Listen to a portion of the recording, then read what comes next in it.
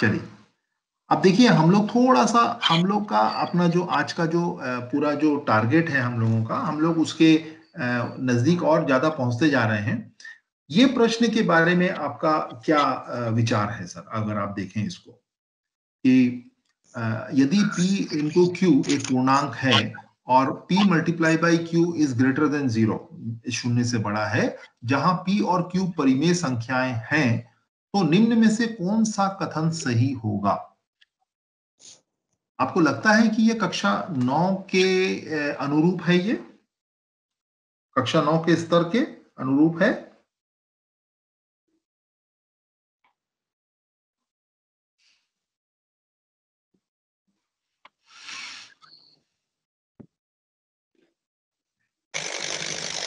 जी sir.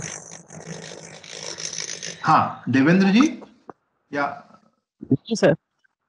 हाँ देवेंद्र जी कह रहे हैं ना, है अनुरूप है?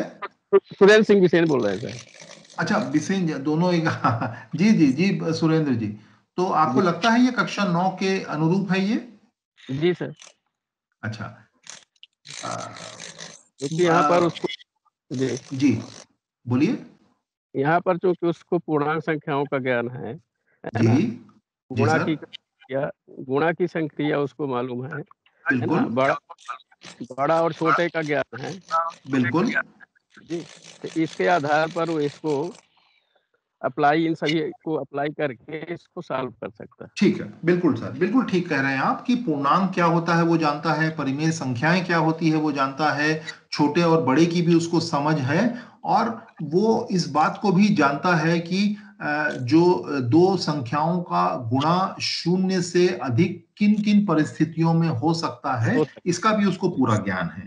तो उसके आधार पर वो इसका जो है वो जवाब जो है वो बिल्कुल दे सकता है। ठीक है, तो यहाँ इस प्रश्न को आपके सामने में रखने का एक बहुत इंपॉर्टेंट उद्देश्य ये है कि देखिए ये प्रश्न तो आप, मुझे लगता है आप सभी लोगों को लग रहा होगा कि एक अच्छा प्रश्न है बच्चों के कंसेप्ट को जांचने के लिए, लेकिन यहाँ इंपॉर्टेंट चीज ये है कि हम इसके जरिए क्या जांच रहे हैं।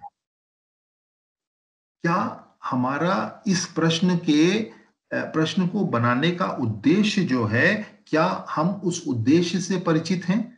हमारा उद्देश्य क्या था इस प्रश्न को बनाने का, और इस प्रश्न में हम क्या चीज जांच रहे हैं, क्या वो प्रश्न उसके अंदर में वो चीजें समाहित हैं? ये जो बातचीत हम लोग यहाँ कर रहे हैं, ये जो दो बातें मैंने अभी आपके सामने में कही कि हम बच्चे की किस क्षमता की यहाँ पर पहचान करना चाहते हैं इस प्रश्न के जरिए, और जिस क्षमता की पहचान हम बच्चे की करना चाहते हैं, क्या वो क्षमता की पहचान ये प्रश्न कर पा रहा है? ये दो बातें जो हैं, अगर एक प्रश्न के अंदर में आती हैं, तो हम उस प्रश्न को एक अच्छा प्रश्न कहते हैं। ये हम लोगों ने पिछली कार्यशाला में भी हम लोगों ने देखा था।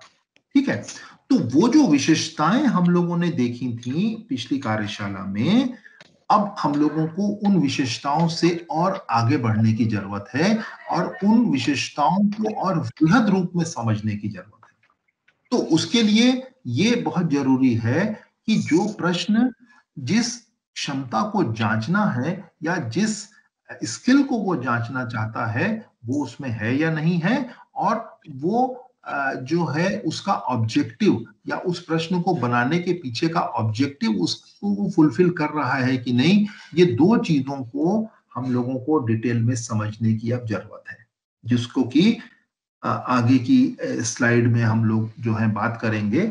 इसके की बारे में आप लोग बहुत समय से बात भी करते आ रहे हैं, सीखने के प्रतिफल और टेस्टिंग ऑब्जेक्टिव। सीखने के प्रतिफल का मतलब लर्निंग आउटकम्स की बात हम लोग कर रहे हैं, और टेस्टिंग ऑब्जेक्टिव कि क्या हमारा जो प्रश्न है उसका ऑब्जेक्टिव हमारे लर्निंग आउटकम को मैच कर रहा है कि नहीं कर रहा है। हमारा लर्निंग आउटकम कुछ और कहता है और हमारा टेस्टिंग ऑब्जेक्टिव अगर अलग हो जाएगा, तो हमारा वो जो प्रश्न होगा उससे हमको जो रिजल्ट चाहिए, वो रिजल्ट से हम भटक जाएंगे।